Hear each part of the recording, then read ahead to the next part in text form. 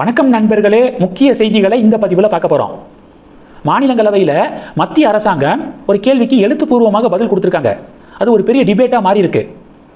Karnataka government காவிரியின் குறுக்கே கட்டுமானம் கட்ட தமிழ்நாடுடைய ஒப்புதல் வேணும் அப்படின்னு சுப்ரீம் கோர்ட்டு எந்த இடத்துலையும் சொல்லலை அப்படின்னு மத்திய அரசாங்கம் பதில் கொடுத்துருக்காங்க. இது தமிழகத்தில் பரபரப்பை ஏற்படுத்தியிருக்கு. அண்ணாமலை கடுமையான கண்டனத்தை பதிவு செஞ்சிருக்காரு. 2021 மத்திய நீர்வளத்துறை அமைச்சர் என்ன சொல்லியிருக்காரு? தமிழ்நாடு, கேரளா, புதுச்சேரி காவிரி பாயக்கூடிய சக மாநிலங்கள், இந்த மாநிலங்களுடைய ஒப்புதல் இல்லாமல் கர்நாடகா காவிரியின் குறுக்கே எந்த கட்டுமானத்தையும் பண்ண முடியாது அப்படின்னு மத்திய நீர்வளத்துறை அமைச்சர் 2021 சொல்லியிருக்காரு. இப்போ எதுக்காக அதே மத்திய நீர்வளத்துறை அமைச்சகம் மாற்றி சொல்கிறாங்க அப்படின்னு அண்ணாமலை கண்டிச்சிருந்தார். உடனே தீஜா கும்பல் தையா தக்கான் குதிக்க ஆரம்பிச்சிட்டாங்க. அண்ணாமலை பாஜகவிலிருந்து விலகினதுக்கு அப்புறம் இந்த ஸ்டாண்ட் எடுத்தாரா? பாஜகவில் இருக்கும்போதே இந்த ஸ்டாண்டில் அவர் உறுதியாக இருந்திருக்காரு. 2 உதாரணம் சொல்கிறேன். முதல் உதாரணம், இப்போ கர்நாடகாவில் காங்கிரஸ் ஆட்சி நடக்குது. காங்கிரஸுக்கு முன்னாடி பிஜேபி ஆட்சி. அப்போது மேகதாதுல அணை கட்டுவது குறித்து கர்நாடக கவர்மெண்ட் சட்டப்பேரவையில் பேசியிருக்காங்க. அதனை எதிர்த்து தமிழக பாஜகவுடைய மாநில தலைவர் அண்ணாமலை உண்ணாவிரதம் இருந்தார். கர்நாடகாவில் நடக்கிறது பிஜேபி ஆட்சி. அதனை கண்டித்து தமிழக பாஜக மாநில தலைவர் உண்ணாவிரதம் இருந்தார். காவிரி உரிமையில் அண்ணாமலை என்றைக்குமே விட்டு கொடுத்ததே இல்லை.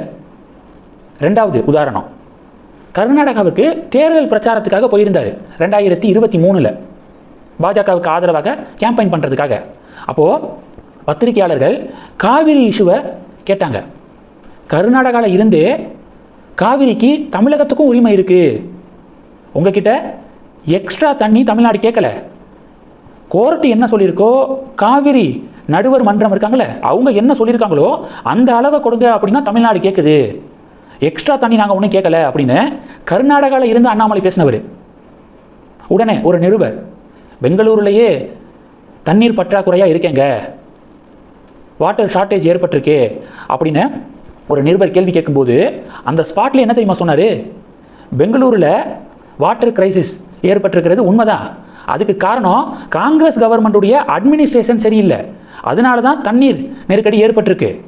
சக மாநிலங்களுக்கு காவிரியிலிருந்து தண்ணீரை திறந்து விடுறதுனால ஒன்றும் பெங்களூரில் தண்ணீர் பற்றாக்குறை ஏற்படலை, புரிஞ்சுக்கோங்க அப்படின்னு கர்நாடகாவில் இருந்து பேசினவர் அண்ணாமலை.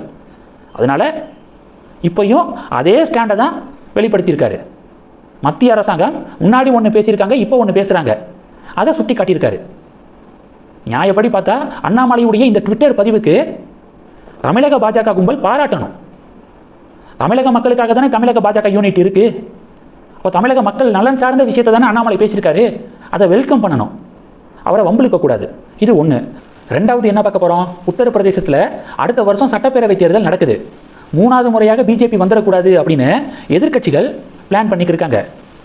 அதில் ஒரு பிளான் தான் டெல்லியில் நடந்த சிஜேபி போராட்டம். டெல்லியில் ஒரு போராட்டத்தை நடத்தி பாஜகவுக்கு கெட்ட பேரை நாடு முழுவதும் ஏற்படுத்திடணும், ஒரு கலவரம் நடந்துச்சுன்னா பிஜேபிக்கு கெட்ட பேர் வந்துடும் அப்படிங்கிற மோட்டிவோடு தான் டெல்லியில் சிஜேபி போராட்டத்தை நடத்தினானுங்க.